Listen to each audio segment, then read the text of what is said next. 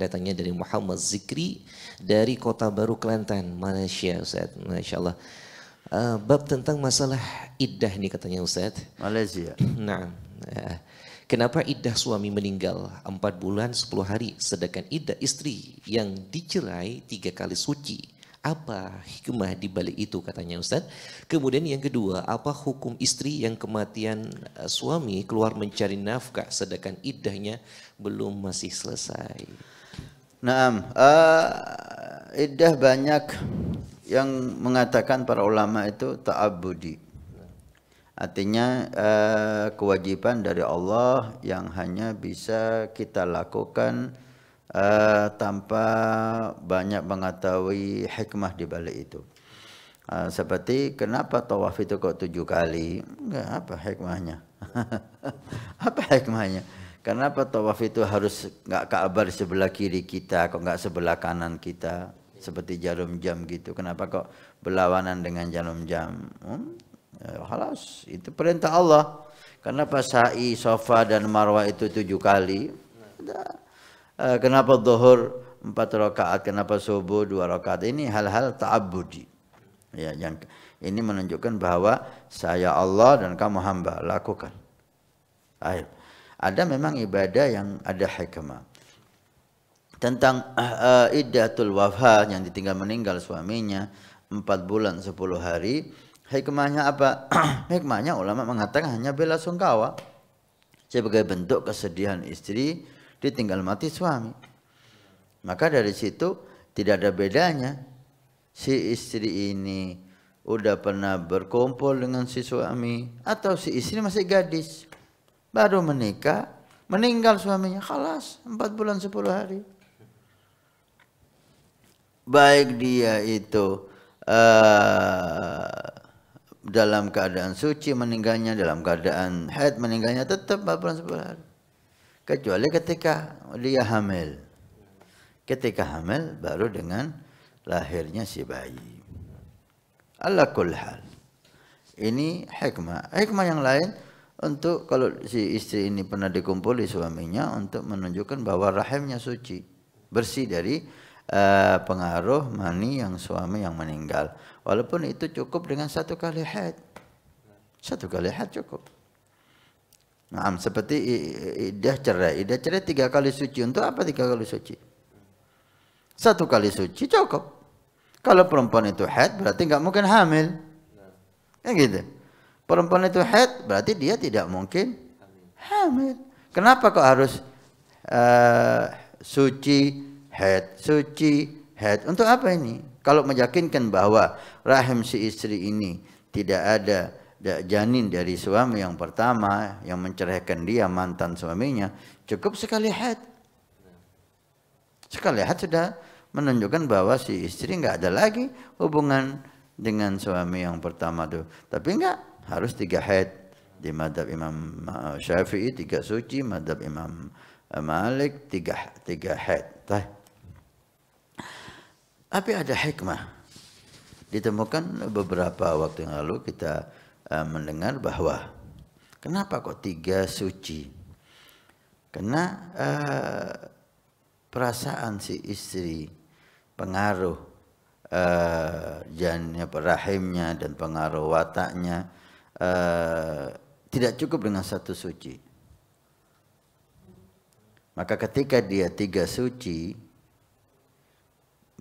kemudian selesai iddah dia menikah, dia bisa dengan mudah untuk melupakan suaminya yang pertama. Allahu a'lam apakah ini benar? Ini temuan ya. Sebagian tim menggali apa hikmah syariah, karena enggak mungkin syariah itu begitu saja. Kebanyakan ada hikmah di situ, di balik. Kenapa harus 3 suci?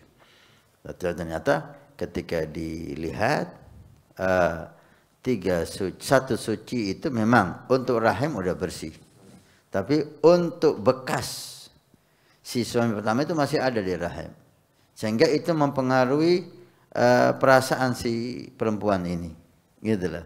Maka ketika sudah 3 suci, kebanyakan si perempuan itu udah ketika kawin udah selesailah perasaannya dengan suami, mantan suaminya tadi itu. Ala kulli hal, ini salah satu penemuan.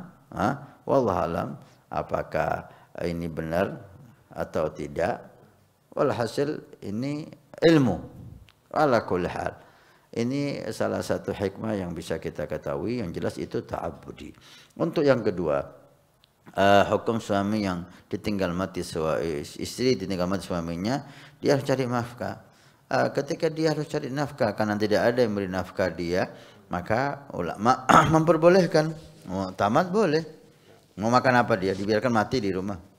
Nah, sebagian ulama, Habib Ahmad bin Hasan Al-Attas, ketika beliau itu hidup di Badui, datang ke pedalaman, bahkan beliau membolehkan perempuan-perempuan Badui karena kebiasaan dia harus keluar rumah.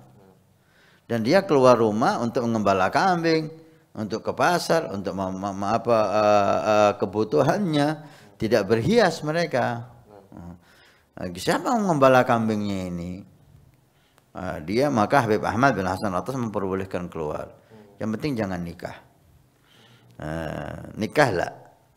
Selain nikah, jika itu dibutuhkan pedalaman, monggo. Pernah Habib Ahmad itu ditanya, kenapa antum memperbolehkan? Fuqaha mengatakan dilarang. Kalau ya akhi, mereka butuh untuk keluar. Itulah. Mereka butuh untuk kerja. Ini untuk mereka yang keadaannya seperti itu. Tapi perempuan yang dicukupi oleh keluarganya atau punya warisan dari suaminya yang membuat dia cukup tinggal di rumah, maka nggak boleh keluar. Ini bicara konteksnya tadi itu tidak bisa disamaratakan gitu. Kita lihat perempuan yang tinggal mati suaminya ini kondisinya gimana. Jika kondisinya itu membutuhkan dia untuk keluar, maka beri dia itu kesempatan untuk menunaikan hajatnya, walaupun kita batasi ya, jangan berhias, jangan ini, jangan itu. Ketika perempuan itu dicukupi oleh keluarganya, punya ayah yang melindungi dia, atau suaminya itu punya warisan yang cukup, maka kita larang mereka untuk keluar. Sehingga muslimin ini tidak dibenturkan oleh syariat gitu. Jangan dibenturkan syariat sehingga kesannya syariat itu kok mengekang ya. Syariat itu kok membuat kita susah ya la. Yuridullahu bikumul yusra. Tapi jangan disapu rata. Maka kita perlu lihat siapa Anda. Gitu. Oke. Nah, Ustaz, tadi diperbolehkan ketika ada hajat, ketika hajatnya sudah selesai, Ustaz, waktunya sudah selesai untuk bekerja misalnya, tapi dia gunakan untuk yang lain, itu apa? Ya bukan hajat, hajat selesai, tinggal di rumah. Berarti diharamkan keluarnya dia, Ustaz. Kita lihat lagi gitu, kita jangan bicara haram gitu loh. Kita lihat lagi kondisi si perempuan itu bagaimana. Terutama di akhir zaman semacam ini. Ya kan? Akhir zaman semacam ini. Walaupun al-mu'tamad kita katakan perempuan yang ditinggal mati suaminya, dia wajib tinggal di rumah. Selama iddah itu selesai. Nah, tapi ketika dia ada hajat, ulama kita, Pak Habib Ahmad bin Hasan Al-Attas dalam hal ini memberikan kelonggaran-kelonggaran. Dan dia Ahmad bin Hasan Al-Attas, alim arif billah. Maka jangan kita beri kelonggaran yang dia kebabas gitu. Kita kasih batasan, jangan berhias, jangan dandan, jangan keluar ke tempat-tempat yang enggak ada artinya. Ya,